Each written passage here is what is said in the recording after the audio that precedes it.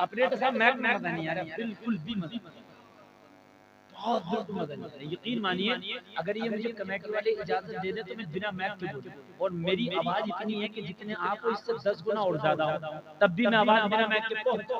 अल्हम्दुलिल्लाह आवाज आ रही है कि नहीं? और आप क्योंकि मैं ये बहुत ज्यादा मुझे थका रहा और बहुत मेहनत करना पड़ेगी, इसलिए अगर हो सके तो इसका आवाज जरा खोल कर इतनी मेहनत नहीं करना पड़े, इसलिए मुझे अभी लंबा बोला नींद तो नहीं आ रही है, इधर देखिए नींद तो नहीं आ रही है, देखिए कोई नहीं जाएगा, इसलिए मैं आपसे ज्यादा थका हुआ हूं, आपसे ज्यादा जगा हुआ हूं, और आप तो जलसे के बाद सो जाएंगे, मुझे जलसे के बाद मुरादाबाद जाना, मुरादाबाद से दिल्ली जाना, दिल्ली से रांची जाना, और रांची से कोडरमा जाना, और कोडरमा में कल रात को तकरीर करी। समझ रहे हैं? हां मैं क्या कह रहा था, बताइए मैं क्या कह रहा था, भूल गए? नहीं ये थोड़ी इससे पहले क्या कह रहा था, मैं मैक सेट रोकने से पहले क्या कह रहा था, निकाह याद है, माशाअल्लाह, सुभान अल्लाह, सुभान अल्लाह, कुर्बान जाऊं मैं दिल पे हाथ रख के। अब मैं जो बात कहने जा रहा हूं ना, यकीनन तुम्हारे रोंगटे खड़े हो जाएंगे। अब मैं जो बात अब जरा बात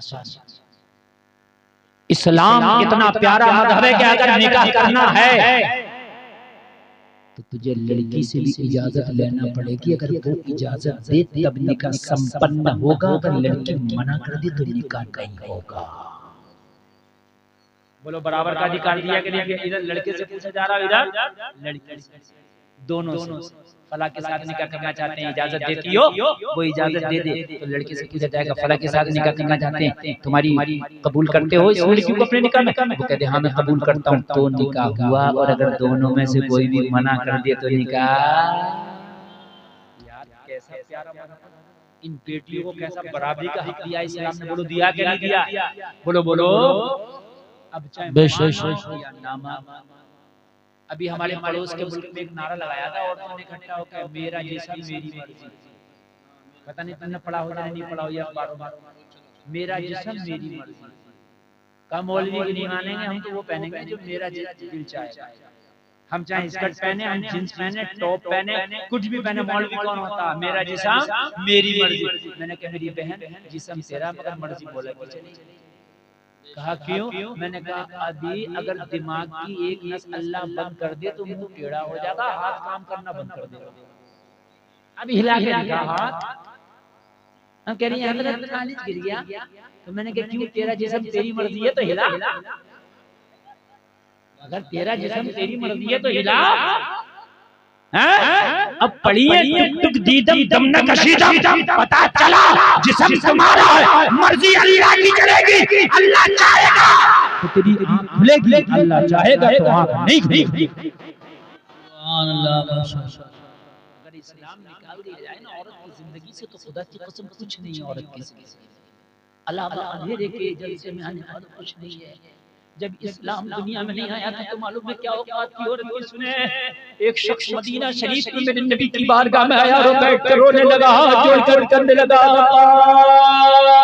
मुझे माफ फरमा दे या रसूल अल्लाह, दुआ कर दे अल्लाह मेरे गुनाहों से दरगुजर फरमाए।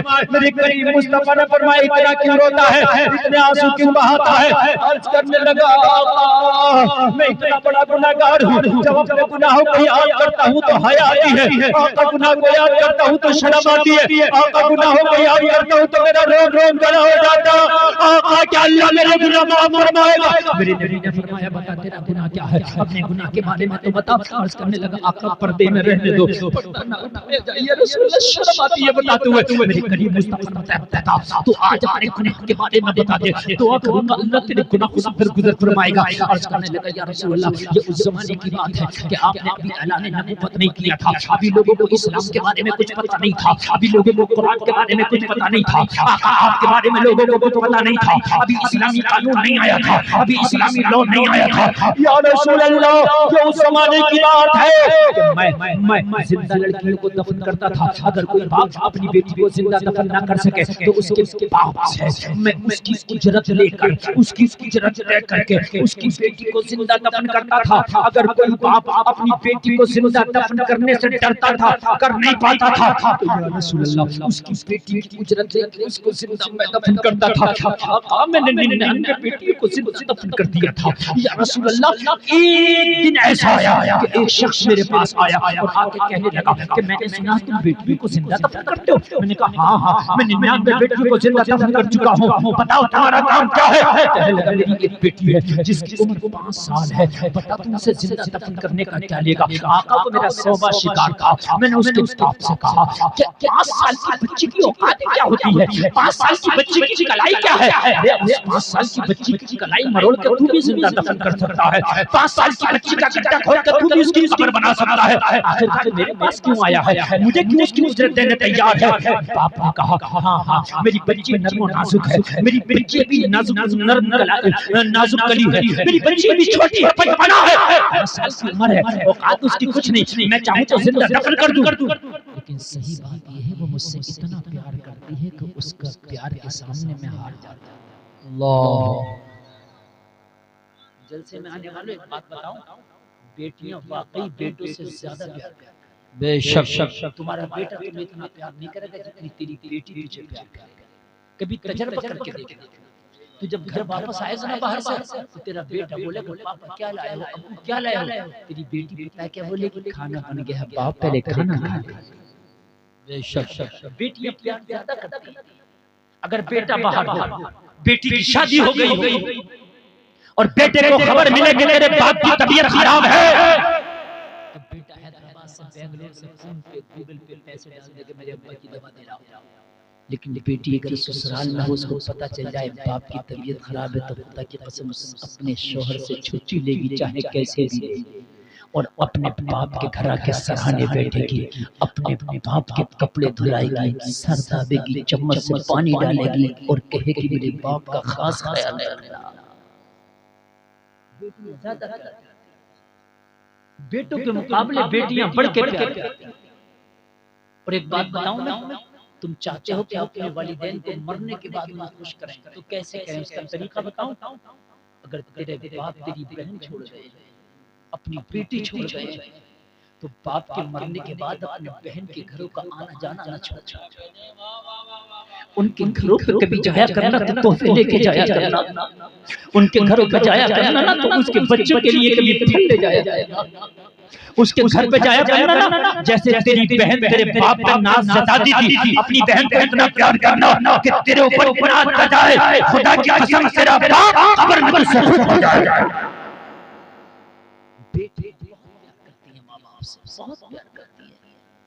कहने लगा या रसूल अल्लाह, उसने कहा मेरी बेटी मुझसे प्यार बहुत करती है, इतना प्यार करती है, इतना प्यार करती है कि मैं तिजारत के लिए अपने घर से बाहर गया, मेरी बीवी उम्मीद से थी, जब मैं आया कई साल के बाद तो मैंने देखा मेरे आंगन में एक बच्ची खेल रही है। मैंने अपनी बीवी से पूछा ये बेटी किसकी है, ये लड़की किसकी है? बीवी ने कहा तुझे पता नहीं, जब तू गया था तो मुझे उम्मीद से छोड़ के गया था, तू गया था मुझे हमल से छोड़ के गया था, ये तेरी ही बेटी, तेरी ही संतान, तेरा ही खून है।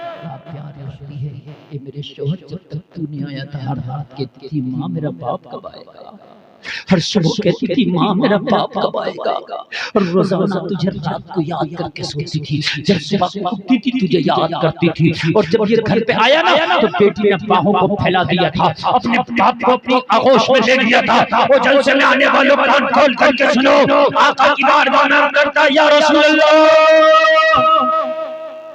वो शख्स बोला मेरी बेटी मुझसे प्यार बहुत करती है इसलिए मैं उसे जिंदा दफन न कर सकता।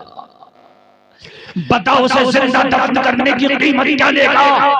अर्ज़ की आका मैंने उससे कीमत बांधी, उससे कीमत तय कर ली कि जिंदा दफन करने की ये कीमत होगी। आका मैंने उसकी बेटी के लिए गड्ढा तैयार कर लिया, या रसूल अल्लाह मैंने उसकी बेटी के लिए कब्र तैयार कर ली। मैंने कहा अपनी बेटी को फला जगह ले आ, मैं तेरी बेटी की कब्र तैयार करता हूँ। मैंने कीमत पहले वसूल ली थी, उसकी बेटी का जब गड्ढा तैयार किया, मैंने जब उसकी बेटी की कब्र तैयार की, या रसूल अल्लाह वो अपनी बेटी को जब लेकर के उस कब्र के पास आया उसकी बेटी की नजर मेरे ऊपर पड़ी तो बेटी की चीख निकल गई। बेटी कहने लगी हाय बाप तू किस जालिम के हवाले कर रहा, ये बड़ा जल्लाद है, उसने कितनी बेटियों को कब्र के हवाले कर दिया। ए मेरे बाप मैं कभी पूरी जिंदगी में तुझसे खाना नहीं मांगूंगी, तुझसे पानी नहीं मांगूंगी। ए मेरे बाप पूरी जिंदगी भी अगर मुझे कपड़ा नहीं बनाएगा पहले लगा के पहले, लेकिन इस जालिम के हवाले मुझे लगा। अर्ज करने लगा या रसूल अल्लाह, लेकिन वो बाप जालिम था, उसने अपनी बेटी का हाथ मेरे हाथ में थमा दिया और मेरे हाथ में थमाने के बाद आका वो पीछे हट गया। मैंने उसकी बेटी की कलाई को मरोड़ा और झटका देकर कब्र की तरफ खींचा। जब मैंने कब्र की तरफ खींचा तो बच्ची चीखी, लेकिन मेरे दिल पे उसके चीखने का कुछ असर ना हो सका। आका जब मैंने झटका देकर उसकी बेटी को कब्र में धक्का दिया तो मुंह के बल वो कब्र में गिरी। जैसे ही वो कब्र में गिरी, गिर के फौरन उठी और उठ के निकलना चाहती थी। कह रही थी मुझे एक आखिरी मौका दे दे, मुझे पता है कि इस कब्र में मुझे आखिरी सांस लेना होगी। मुझे पता है कि आज ये मेरी आखिरी मंजिल तूने बना दी है, लेकिन इतना कर ले मेरे ऊपर रहम, मुझे इतना मौका दे दे कि मेरे बाप के माथे पे पसीना है, मुझे घर से चल के यहाँ तक लाया, अपने आंचल से आखिरी मर्तबा अपने बाप का पसीना पहुँच दो, पसीना पहुँचने दे। कहने लगे लेकिन मुझे रहम ना आया। जब बेटी ने निकलने की कोशिश की या रसूल अल्लाह, मैंने दोनों हाथों से कुदाल उठाई, उस बेटी के सर पे दे मारी। कुदाल लोहे की सर पे लगी, बच्ची का सर फटा, खून निकला, बच्चे कब्र में औंधे मुंह गिरी, लेकिन गिरने से पहले उसकी ज़बान से एक जुमला निकला था, मौला तेरा वो बरकत वाला नबी कब आएगा जो हम जैसी बच्चियों को जिंदा दफन होने से बचाएगा। आका जब मैंने आपका नाम सुना मेरे हाथ कांपने लगे। या रसूल अल्लाह कुदाल मेरे हाथों से गिर गई, या रसूल अल्लाह कुदाल मेरे हाथों से गिर गई, या रसूल अल्लाह मेरे हाथ कांपने लगे। बच्ची ने आपका जिक्र किया, परवरदिगार वो रहमत वाला नबी कब आएगा जो बच्चियों को जिंदा दफन होने से बचाएगा। या रसूल अल्लाह आपका नाम सुना, मैं गड्ढे में मिट्टी भी न डाल सका, कुदाल वही छोड़ के आया। तलाश में दीवानों की तरह निकल गया, तलाश करता करता बाप की बारगाह तक पहुंचा। मेरे नबी की आंख में आंसू आ गए। मेरे नबी उठ के घर की तरफ तशरीफ ले गए। मेरे नबी ने फरमाया अल्लाह तेरे गुनाहों से दरगुजर फरमाए।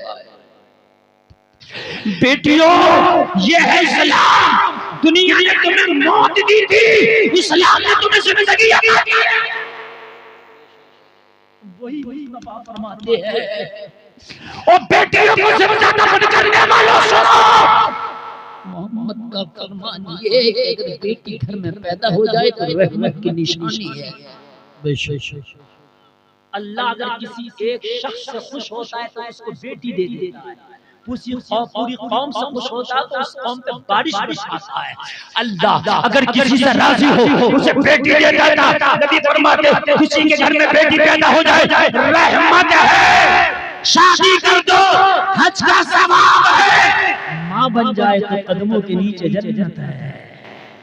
सुभान अल्लाह, माशाअल्लाह माशाअल्लाह, वाह वाह वाह वाह, किसने दिए ये दर्जे जरा मुझे बताएं तो। आज बेटियों को पर्दा उलझन लगता, आज इस्लामी माहौल में रहना बेटियों को कैद लगता, आज इस्लामी रंग में रंगना बेटियों को गलत लगता। जलसे में आने वालों कान खोल करके सुन लो, बेटियों की बका इस्लाम ही से है। अगर इस्लाम जिंदगी से निकाल दिया जाए, खुदा की कसम हमारी बेटियों की जिंदगियां वीरान हो जाएंगी। दूसरों में और हम में यही तो फर्क है। आज उल्टा हो रहा, उल्टा ये हो रहा है कि आज इस्लाम को गालियां दी जा रही हैं, आज इस्लाम को कोसा जा रहा है। और क्या कहा जा रहा है कि इस्लाम ने, मुसलमानों ने, कलमा पढ़ने वालों ने बेटियों को कैद में रखा, हिजाब में रखा। जबकि तुम्हें पता नहीं है हिजाब में, कैद में सबको नहीं रखा जाता, जिसकी कुछ इज्जत और अहमियत होती है उसी को रखा जाता है। बेशक है ना मेरे भाई, जिसकी कुछ अहमियत हो। एक जगह में सफर कर रहा था एक बार, तो मुझे खूब याद है, ये कई साल ट्रेन का सफर था। तो बहुत बड़ी लिखी हुई लेडीज, बहुत बड़ी बड़ी काबिल, कहीं रही होगी लेक्चरर, लेकिन मैं बड़ी मुतासिर हूँ इस्लाम की कुछ बातों से, मगर बड़ी मुतनफ्फिर हूँ इस्लाम की कुछ बातों से। मैंने कहा मुतासिर किस चीज से हो, तो कहने कि इस्लाम जो है यकसानियत का जो सबक देता है, इससे मैं बड़ी मुतासिर हूँ। मसावात, बराबरी, काला गोरा, अरबी अजमी, फौकियत नहीं है इस्लाम में, सब बराबर, सब जिंदगी से लेकर मौत तक इस्लाम में सब एक। कब्र अमीर की भी वैसी होगी और गरीब की भी वैसी होगी। मैंने कहा बहुत अच्छी बात। और लेकिन एक चीज इस्लाम की ये समझ में नहीं आती कि औरतों को अधिकार इस्लाम ने कम दिए। क्या दिए? मैंने कहा मुझे बताइए कि वैसे आपको कम लग रहे हैं? हो सकता है कि आपकी सोच वहां तक ना पहुंच रही हो, मैं आपको बता दूं। तो कहने लगे मौलाना जी बात यह है कि आप ये बताइए कि जहाँ चाहो वहाँ जा सकते हो, लेकिन औरत आपके मजहब के मुताबिक हज करने भी अकेली नहीं जा सकती। मैंने कहा बात तो सही है। तो कहने लगी ऐसा क्यों? तो मैंने कहा आप पहले पूरा सवाल कर लो, फिर मैं जवाब दे दूंगा। कहने लगे इस्लाम में औरत को अंदर रखा गया, पर्दे में रखा गया, छिपा कर रखा गया, उसको खुल के जिंदगी जीने का हक नहीं दिया गया। मैंने कहा ठीक है, सवाल हो गया। बोले अब जरा जवाब, इजाजत है जवाब। मैंने सोचा कुरान से अगर जवाब दूंगा तो नहीं मानेंगी, हदीस से जवाब दूंगा तो नहीं मानेगी, इसलिए कि कुरान और हदीस को मानती तो ये सवाल ही ना करती। अब चलो इसी के हिसाब से जवाब देते हैं। देखो भाई एक बात बताओ, कारी सब हाजिर से जा रही अभी आएंगे फौरन इंशाल्लाह, लेकिन आप लोग तो उठ कर नहीं जाएंगे, थके तो नहीं है? बोलो यार, कारी साहब हाजिर से जा रहे हैं, लेकिन आप इन्हें देख के ना उठ जाइए। और बड़ा अच्छा जलसा चल रहा है, मामू भाई बहुत कामयाब जलसा चल रहा है आपका माशाल्लाह। हाँ, अल्लाह सलामत रखे, अल्लाह बरकतें अता फरमाए। ये देखें कि अब रात का 12 बज गया, लेकिन ऐसा लग नहीं रहा इतना ही मजमा, उतनी भीड़ है जितनी शुरू में थी। अल्लाह आपके जज्बात को सलामत रखे, आपके अल्लाह हौसलों को बुलंदियां अता फरमाए। अब जरा जवाब देखो, उलमा की बातें सुना, क्या किया करो, उलमा की बात, उलमा से गुफ्तगू किया, उलमा के करीब रहा। अगर आलिम से करीब नहीं रहोगे तो किसी ने आपसे अगर इस्लाम का सवाल कर दिया तो फिर आपके गले में हड्डी अटक जाएगी। और आज ऐसा हो रहा मीडिया वाला सामने मुंह लगा देता, मैक लगा देता मुंह पे और पूछ लेता। अब हमारे जो है टुक टुक दीदम दम न कशीदा कुछ बोलते, ये बात हकीकत है क्या? है ये बात हकीकत है क्या?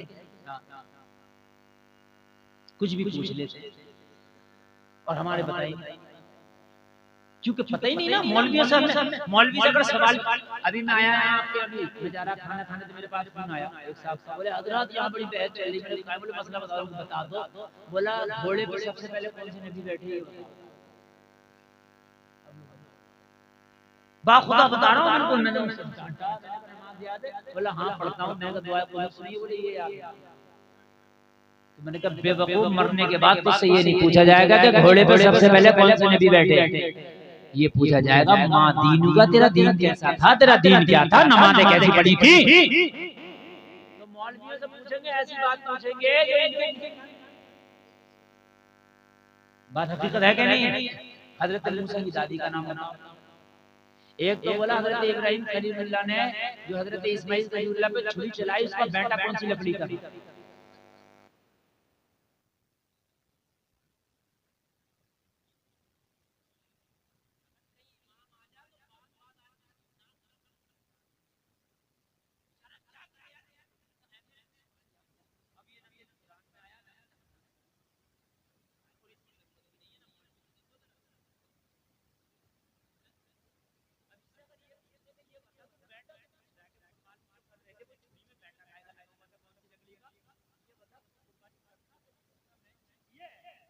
इस साल कुर्बानी करी कि नहीं करी?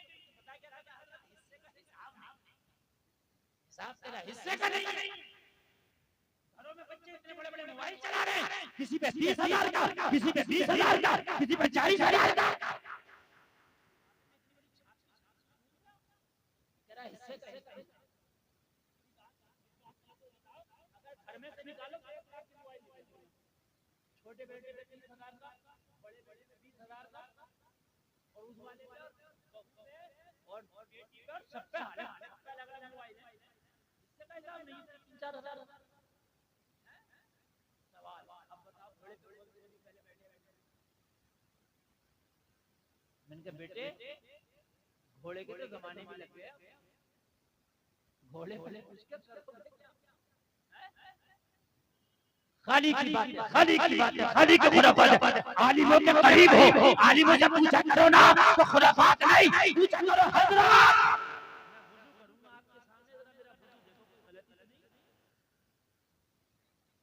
एक लोटा पानी भरो, मौलाना को बिठाओ 2 मिनट के लिए, हजरत 2 मिनट के लिए मेरा वुजू देखो, वुजू करें, गलती होगी बताएगा, कोई शर्म की बात नहीं। मां के पेट से कौन मौलवी बन के आया था कि हम मां के पेट से सीखा है, हमने भी यही सीखा। चलो अलग बात है कि तुमने देर लग गई, लेकिन सुबह का भटका शाम को घर आए तो भटका नहीं है, इसलिए अब भी सीख लो। मरने के बाद अगर दिल करा तो कोई कब्र पे आगा, तेरा अजीज दोस्त भी आखिरी बार कहेगा वमिनहा नुखरिजुकुम तारतन उखरा, मिट्टी डाल के कभी फिर वापस नहीं मिलेगा। हो तुम किल्ला अल्लाह घूम रहा हो। आलिम से पूछो, हर रात मेरी नमाज सुनिए आप, किसी मौलवी के साथ सफर हो जाए, 2-4 घंटा मिल जाए उसके साथ, खुराफात ना करो, उस मौलवी को नमाज सुना, मगर पूरी खुराफात रखेगा उस मौलवी के सामने, पार्टी बातें करेगा, झगड़े की बातें करेगा, लड़ाई इतनी बातें करेगा वो मौलवी बेचारा बोल उसी की कितनी की जगह हम जब बैठे होते हैं तो उसी की सुनने होते हैं। फायदा हासिल करो मेरे अजीजों, फायदा हासिल करो मेरे अजीजों, उलमा के पास बैठो, अपनी नमाज सुनाओ, नमाज पढ़ के क्या हो देखो। बहुत से लोग नमाज पढ़ रहे होते हैं तो 3 उंगलियों पर होते हैं, जबकि 3 उंगलियों का पेट लगना जरूरी है, और पूरी उंगलियों का पेट लगे सजदे में तो ये सुन्नत है। बिल्कुल पूरे दोनों पैरों पे उंगलियां आती हैं, बिल्कुल और ऐसे बैठ जाते हैं, पता ही नहीं तरीका क्या। हां और बताऊं मैं वुजू करेंगे तो ऐसे करेंगे, चुनिया नाड़ी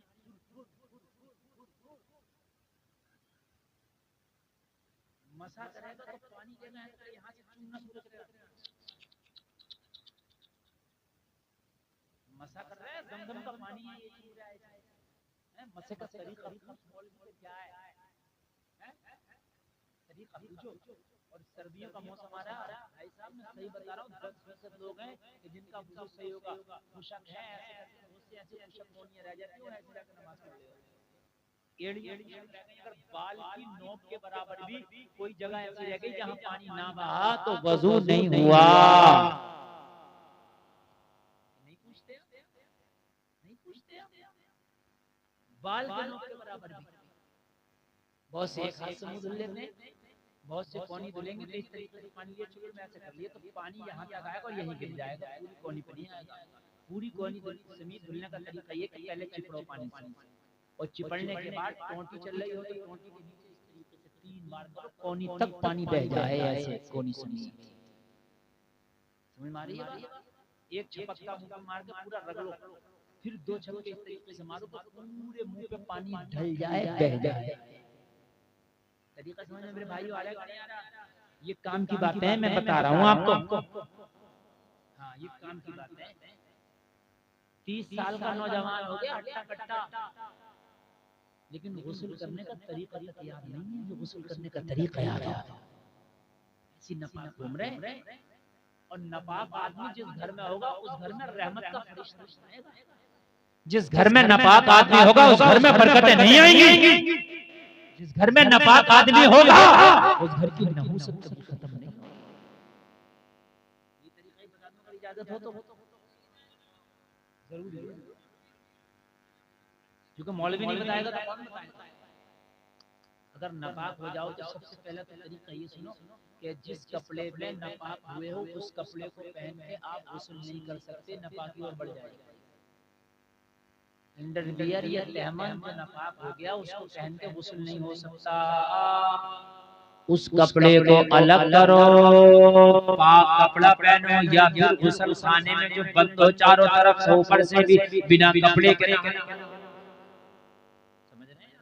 गुस्ल कर लो। मैं गुस्ल का तरीका ही बताऊंगा। और एक बात और सुने, बड़े काम की बात है, जब आपने इजाजत दे दी तो मैं ये इतने काम की बात बता रहा हूँ जो 90% घरों में ये खराबियां हो रही है। मेरी माँ बहनें भी सुनो।